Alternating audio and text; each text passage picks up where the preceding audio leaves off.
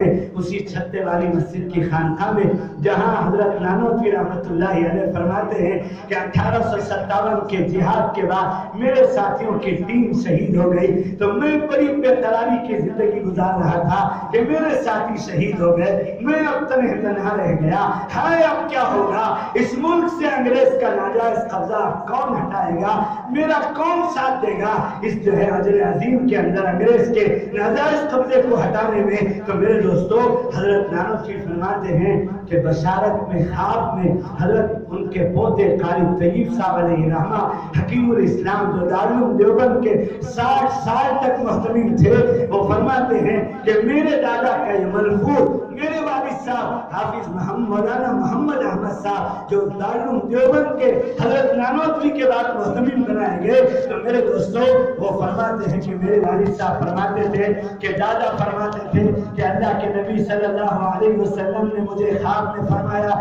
کہ مولوی قاسم کیوں پریشان ہو، مولوی قاسم کیوں بے قراری کی زندگی گزار رہے ہو، اور فرمایا کہ یا رسول اللہ میرے ساتھیوں کی دین چلی گئی، اب انگریز جو ہمارے دین کے ساتھ ہمارے دین اور دین کی پر چلنے والوں کے وجود کو مٹانے کے لیے آیا ہے، دشمن دین بن کر اس کے قبضے کو کون ہٹائیں گے، میں پریشان ہوں۔ اللہ کے نبی صلی اللہ علیہ وسلم نے فرمایا مولوی قاسم کیوں نہیں مدرسہ قائم کرتے، کیوں نہیں دارالعلوم قائم کرتے، اور مولانا قاسم نانوتوی فرماتے ہیں کہ مجھے اچھی طرح احساس ہے کہ اللہ کے نبی نے میرا ہاتھ پکڑ کر مجھے جگایا اور اٹھایا اور میرے گھر سے دروازے سے نکال کر حضرت جناب نبی کریم صلی اللہ علیہ وسلم جو اس دنیا میں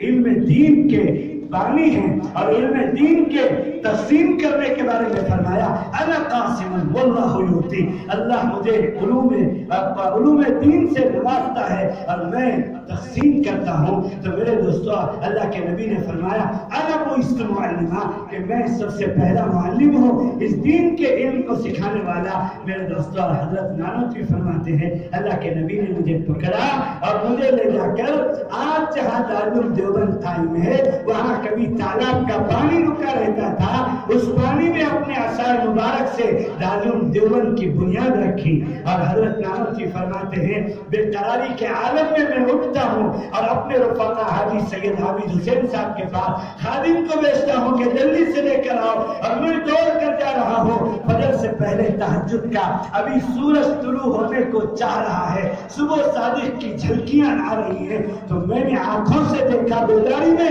کہ اللہ کے نبی صلی اللہ علیہ وسلم نے جو لکیر مبارک دارالعلوم دیوبند کی بنیاد کے لیے کھینچی تھی وہ مجھے نظر آ رہی تھی، اور میں نے اور حاجی سید حافظ حسین نے میرے دوستوں جلدی گارا اور اینٹ کے ٹکڑوں سے اس کو مضبوط کیا۔ تو میرے اور آپ کے اکابر کے واسطے سے اللہ کے نبی صلی اللہ علیہ وسلم تک علم کی سند